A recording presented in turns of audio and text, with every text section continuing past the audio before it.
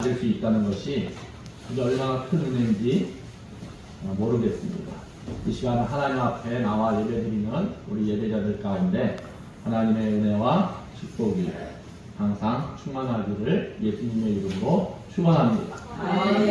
예수님이 이 땅에 계실 때 복음 전파 사역은 예수님이 주로 도맡아 행하셨습니다. 그런데 이제 예수님은 이 땅에서의 사역을 마치시고 승천하실 때가 되었습니다. 그때 예수님은 복음 전파 사역을 사랑하는 제자들에게 맡기셨습니다. 그러나 제자들은 예수님의 이 증인이 되어서 복음 전파 사역하기에는 너무나 부족한 그러한 모습들이 있었습니다. 그러므로 예수님은 제자들의 부족을 채워주셨습니다. 그러면 과연 예수님은 사랑하는 제자들에게 그들의 성공적인 복음 전파 사역을 위해 제공하신 것들은 무엇이 있겠습니까? 첫째로 예수님은 제자들에게 복음 전파의 본을 보여주셨습니다. 오늘 1절 말씀을 보니까 데오빌로여 내가 먼저 쓴 글에 무릇 예수께서 행하시며 가르치시기를 시작하신부터 그가 택하신 사도들에게 성령으로 명하시고 승천하신 날까지의 일을 기록하였노라 말씀하십니다. 여기서 사도행전을 기록한 사람이 누구인가를 간접적으로 우리에게 알려주고 있습니다. 또 3절에 보니까 그 모든 일을 근원부터 자세히 미루어 살핀 나도 데오빌로 카타에게 차례대로 써 보내는 것이 좋은 줄 알았노니 이는 카타로 알고 있는 바를 더 확실하게 하려 함이로다. 누가복음은 누가에 의해서 기록되었습니다. 누가는 그의 복음서 곧 누가복음을 데오빌로 카타를 위해서 썼습니다. 누가가 또 다시 데오빌로를 위해서 쓴 글이 바로 사도행전 말씀입니다.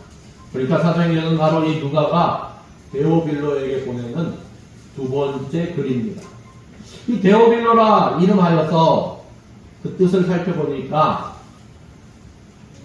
하나님을 뜻하는 데오와 이 사랑을 뜻하는 빌로가 합쳐진 말입니다. 그래서 하나님의 사랑하시는 자 또는 하나님의 친구라는 뜻이 있습니다. 그러면 이제 우리가 복음 전파 사역을 감당하기 위해서 예수님에게서 본받아야 할 점이 무엇인가 함께 나누고자 합니다. 누가는 오늘 본문 1절, 2절에서 우리가 예수님에게 본받아야 할 점 3가지를 이야기하고 있습니다. 먼저는 예수님의 행하심입니다. 누가는 본문 1절에는 예수님의 행하심을 예수님의 가르침보다 먼저 앞서서 기록하고 있습니다. 이는 우리가 복음 전파 사역을 제대로 감당하기 위해서 우리가 전하기에 앞서 먼저 우리 자신이 우리가 전하는 그대로 살아야 하는 것을 보여주는 예입니다. 예수님은 마태복음 23장 2절 3절에서 이렇게 말씀하셨습니다. 서기관들과 바리새인들이 모세의 자리에 앉았으니 그러므로 무엇이든지 그들이 말하는 바는 행하고 지키되 그들이 하는 행위는 본받지 말라. 그들은 말만 하고 행하지 아니하며. 예수님 당시에 여기 서기관들과 바리새인들의 문제점이 무엇이었습니까? 그들은 말과 행동이 상이했다, 달랐다는 것입니다. 그들은 자신들이 말하고 가르치는 그대로 행동하지 않았습니다. 그러나 예수님은 행동으로서 제자들에게 삶의 본을 보여주신 것입니다. 사랑하는 성도 여러분, 생각해보면 우리가 전하는 복음이 우리의 삶을 조금이라도 변화시키지 못했다면 우리가 어떻게 이 복음을 자신있게 다른 사람들에게 전할 수 있겠습니까?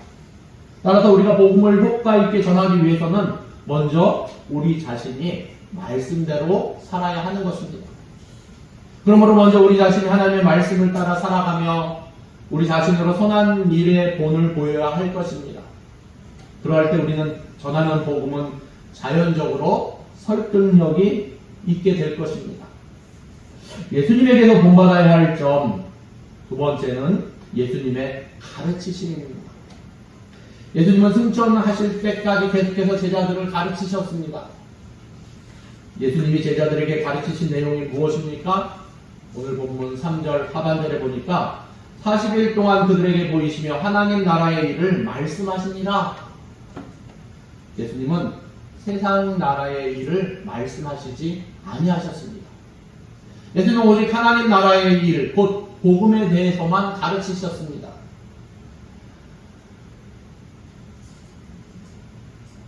예수님은 세상 나라의 일을 말씀하신 것이 아니라 이 복음에 대해서만 가르쳤는데, 호세아서 4장 6절 상반절 말씀을 보니까 내 백성이 지식이 없으므로 망하는도다 말씀하셨습니다.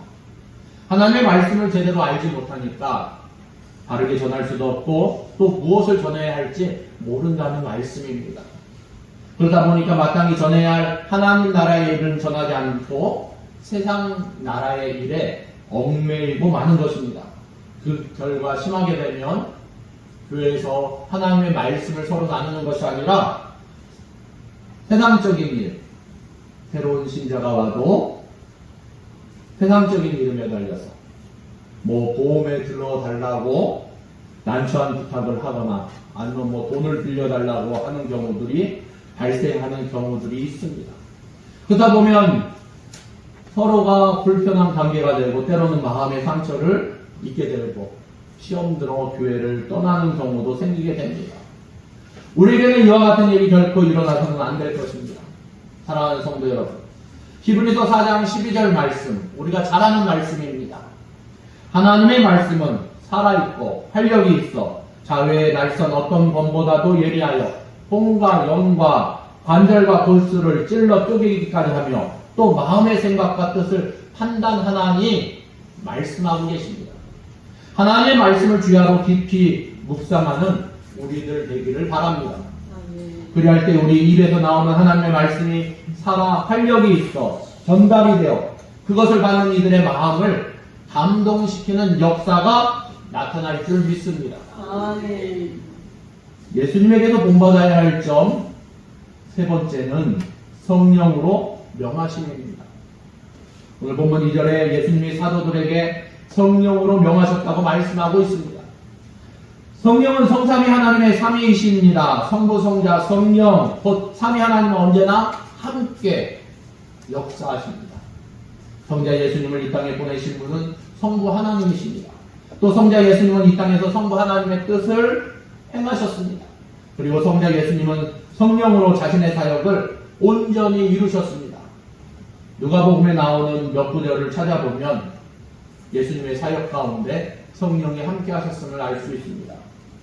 누가복음 3장 21절에 보니까 예수도 세례를 받으시고 기도하실 때 하늘이 열리며 성령이 비둘기 같은 형체로 그 위에 강림하시더니, 또 4장 1절에 보면 예수께서 성령의 충만함을 입어 요단강에 들어가사 광야에서 40일 동안 성령에게 이끌리시며, 또 누가복음 10장 21절에도 그때 예수께서 성령으로 기뻐하사 이르시되 말씀하고 계십니다. 사랑하는 성도 여러분, 성삼위 하나님은 언제나 함께 역사하십니다. 예수님의 사역에는 언제나 성삼위 하나님께서 함께 역사하시는 것입니다.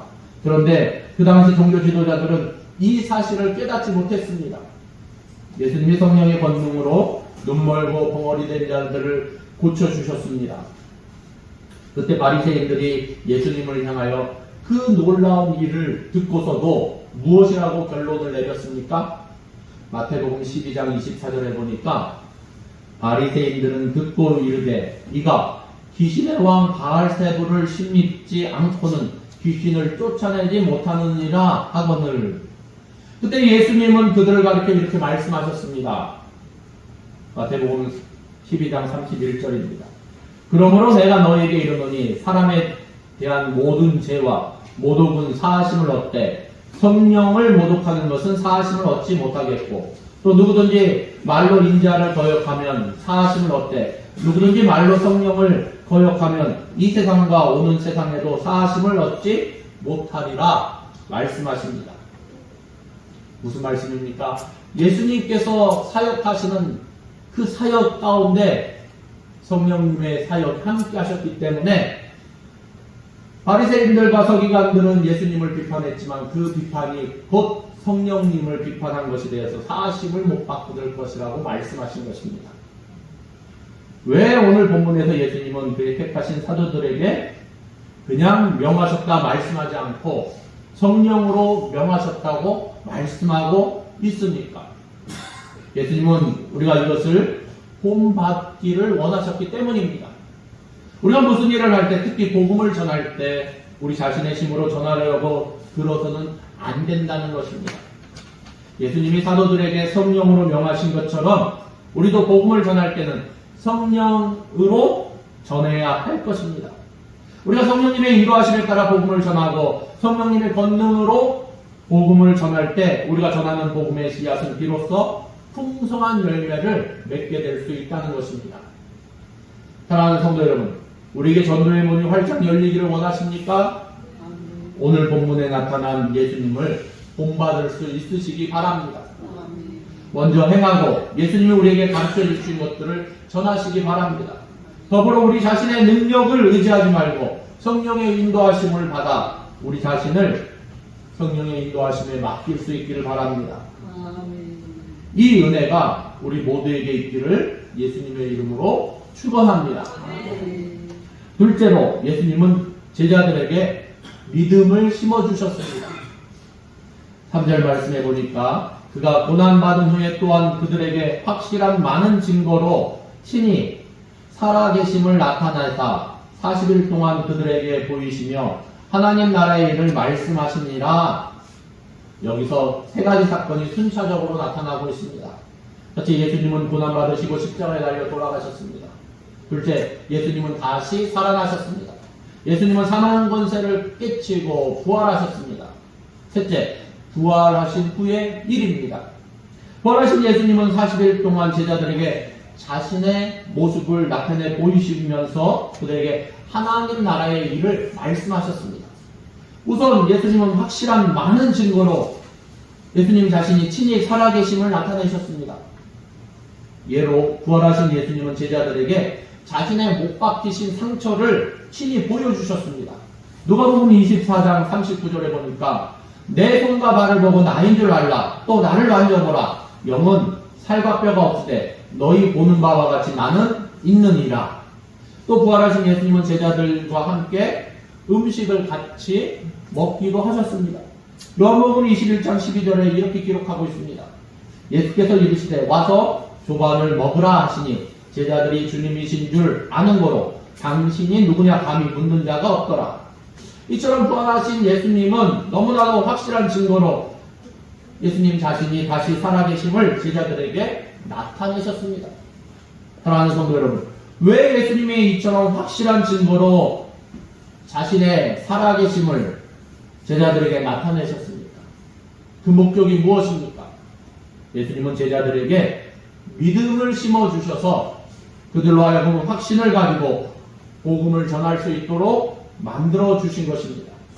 만일 예수님이 다시 사신 자신의 모습을 제자들에게 나타내지 않았더라면 제자들은 실망 가운데 자신들의 이전의 삶으로 다 되돌아가고 말았을 것입니다. 그러면 그것으로 기독교도 끝나버리고 말았을 것입니다. 그러나 예수님은 제자들에게 자신이 사망 권세를 깨뜨리시고 다시 사신 것을 분명하게 보여주셨습니다. 그것도 40일 동안 확실하고도 많은 증거로 보여주셨습니다. 그 결과 제자들은 예수님이 말씀하신 하나님 나라에 관한 모든 이 그대로 이루어진 사실을 확신할 수 있었다는 것입니다. 그래서 그들은 순교하기까지 기쁨으로 하나님 나라의 일, 곧 복음을 담대하게 전할 수 있었습니다. 이제 그들은 예수님을 십자가에 못 박아 죽인 자 앞에서도 조금 더 거리낌 없이 담대하게 복음을 전할 수 있게 되었습니다. 사도행전 2장 22절에 보니까 이스라엘 사람들아 이 말을 들으라. 너희도 아는 바와 같이 하나님께서 나자렛 예수로 큰 권능과 기사와 표적을 너희 가운데 베푸사 너희 앞에서 그를 증거하셨느니라. 담대하게 증거했습니다. 그리고 24절에 보니까 예수님께서 하나님께서 그를 사망의 고통에서 풀어 살리셨으니 이는 그가 사망에 매여 있을 수 없었으니라. 예수님이 십자가에 달려 돌아가신 후 겁을 집어먹고 숨어있던 제자들이 이처럼 담대하게 복음의 증인이 된 것만 보아도 우리는 예수님이 다시 사신 것을 확실하게 알 수 있습니다. 사랑하는 성도 여러분, 우리가 여기서 한 가지 명심해야 할 일이 있습니다.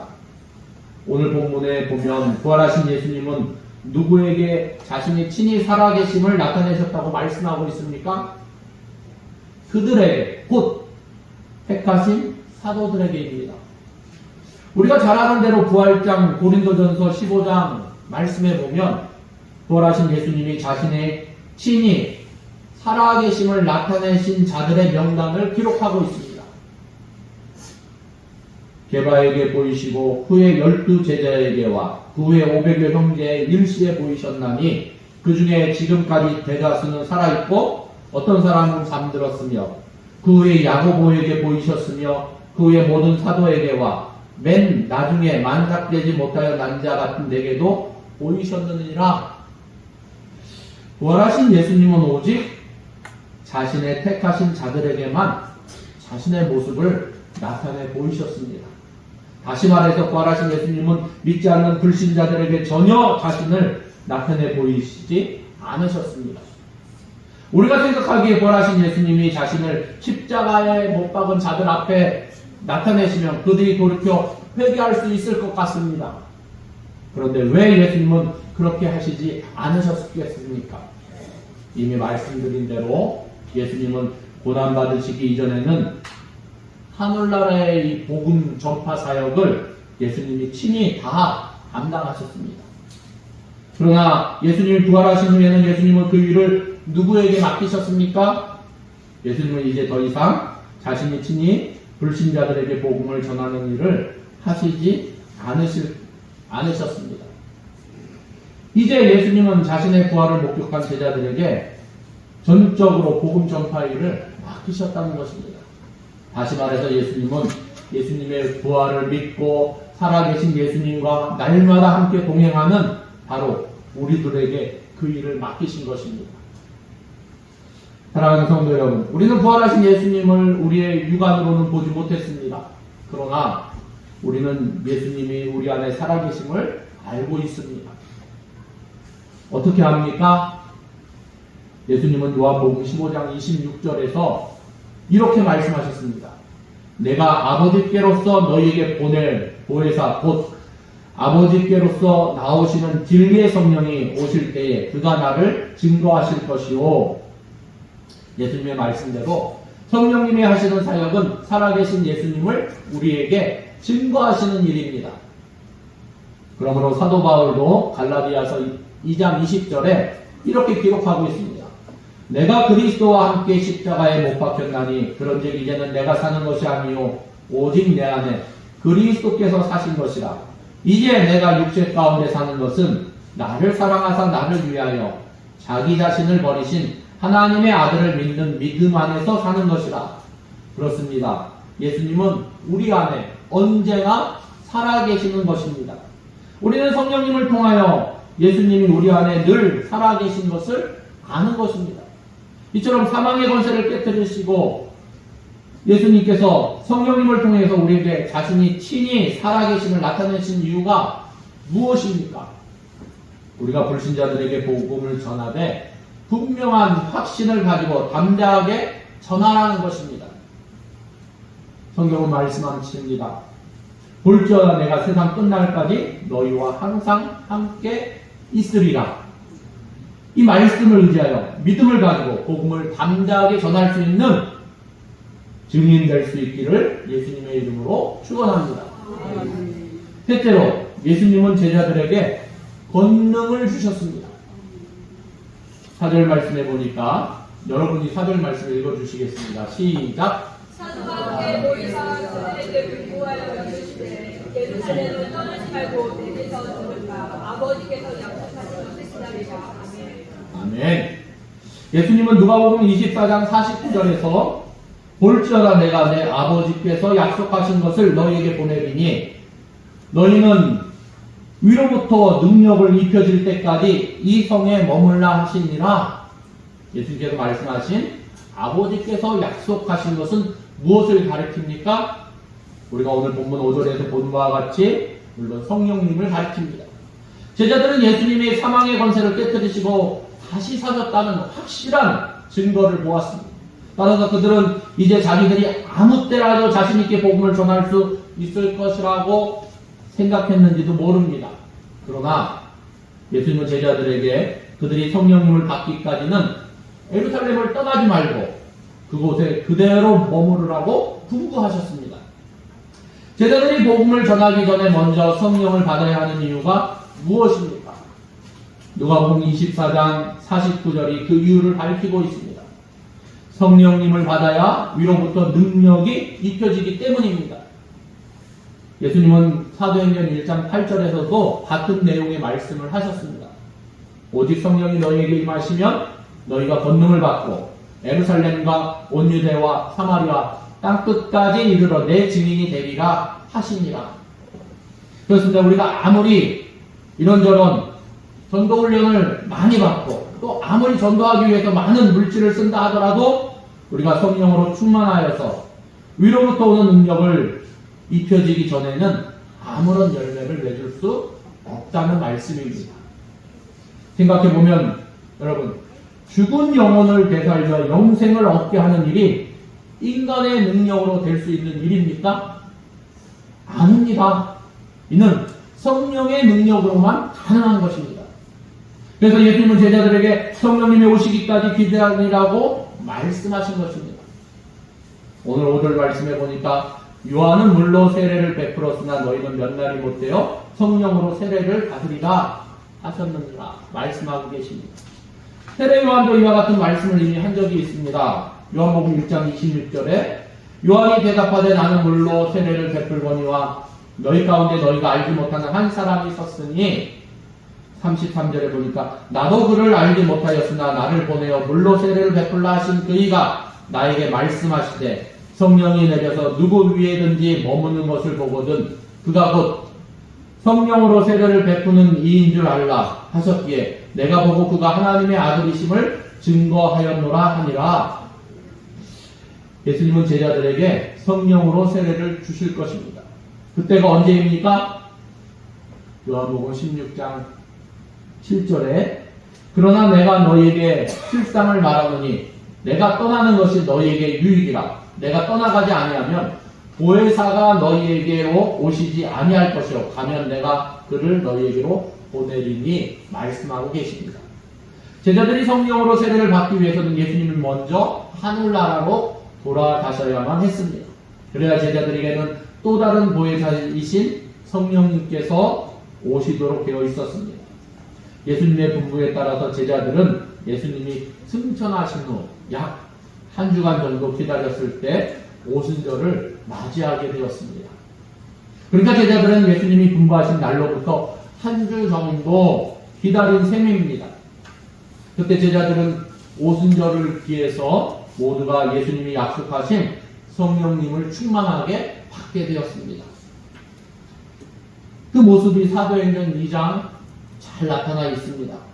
오순절날에 이미 이름에 그들이 다 같이 한 곳에 모였더니 호련히 하늘로부터 급하고 강한 바람 같은 소리가 있어 그들이 앉은 온 집에 가득하며 마치 불의 혀처럼 갈라지는 것들이 그들에게 보여 각 사람 위에 하나씩 임하여 있더니 그들이 다 성령 충만함을 받고 성령이 말하게 하심을 따라 다른 언어들로 말하기 시작하니라.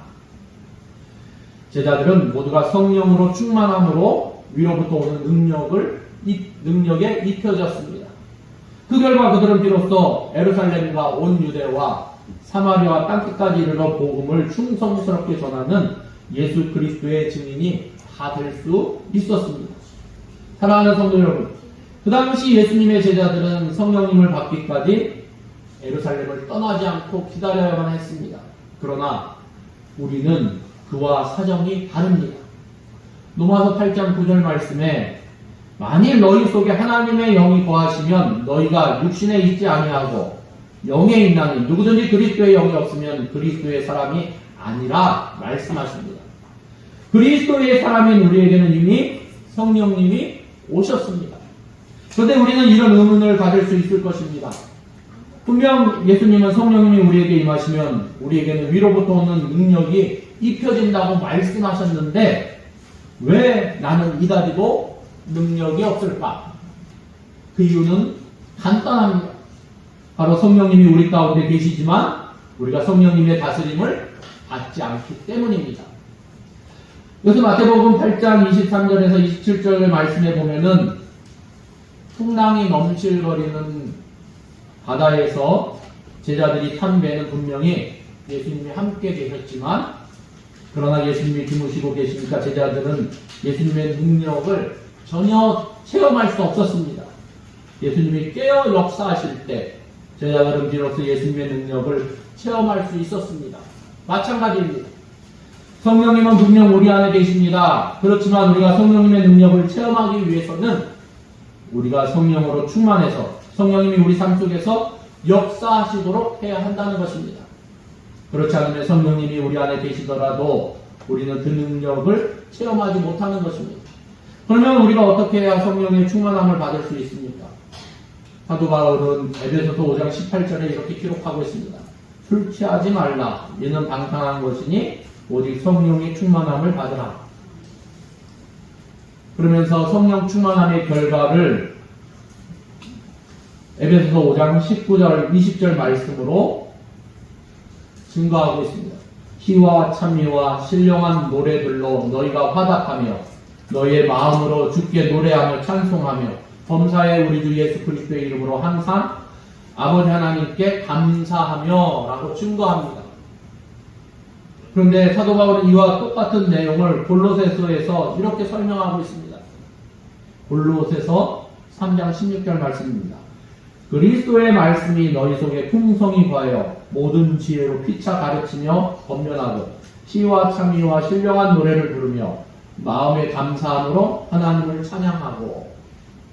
그러니까 에베소서에서는 성령의 충만함이, 골로새서에서는 그리스도의 말씀이 풍성한 것으로 설명되고 있습니다. 무슨 뜻입니까? 무슨 말씀입니까? 성령님은 예수 그리스도의 영이십니다. 따라서 우리가 예수 그리스도의 말씀으로 충만하면 자동적으로 우리는 예수 그리스도의 영이신 성령님으로 충만해진다는 것입니다. 그러므로 성령으로 충만하시기를 바라십니까? 늘 하나님의 말씀을 주야로 깊이 묵상하시기 바랍니다. 사랑하는 성도 여러분, 하나님의 말씀에 순종하는 삶을 사시기 바랍니다. 그러면 우리는 절로 성령 충만한 삶을 살아가게 될 것입니다. 그 결과 우리는 능력 있는 삶을 살게 될 것입니다. 이러한 은혜가 우리 모두에게 있으므로 그리스도의 증인된 삶을 살아갈 수 있기를 예수님의 이름으로 축원합니다. 기도하겠습니다. 참 좋으신 하나님 감사합니다. 우리 가운데 생명을 허락하시고 또 복음을 허락하시고 성령 하나님으로 말미암아 성령 충만함으로 우리의 삶을 인도하여 주심을 감사드립니다. 하나님, 우리가 성령 충만하여서 능력 있는 삶을 살아갈 수 있기를 원합니다. 하나님, 그리스도를 믿으면 그리스도의 자녀다운, 그리스도의 제자다운 삶을 살아야 되는데 우리가 능력 없는 우리의 모습이 아니라 능력 있는 하나님의 사람의 모습으로 살아갈 수 있기를 원합니다. 성령 충만하여서 능력 있는 삶 살아가게 하시고 우리가 하나님의 말씀을 통해서 하나님을 알아가며 하나님의 뜻을 깨닫게 하시고 하나님의 말씀에 순종함으로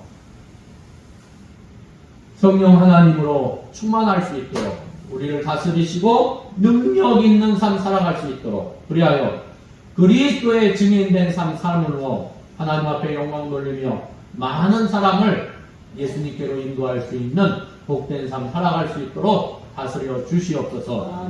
모든 것을 주님께 예배드리며 예수님의 이름으로 기도드립니다. 아멘.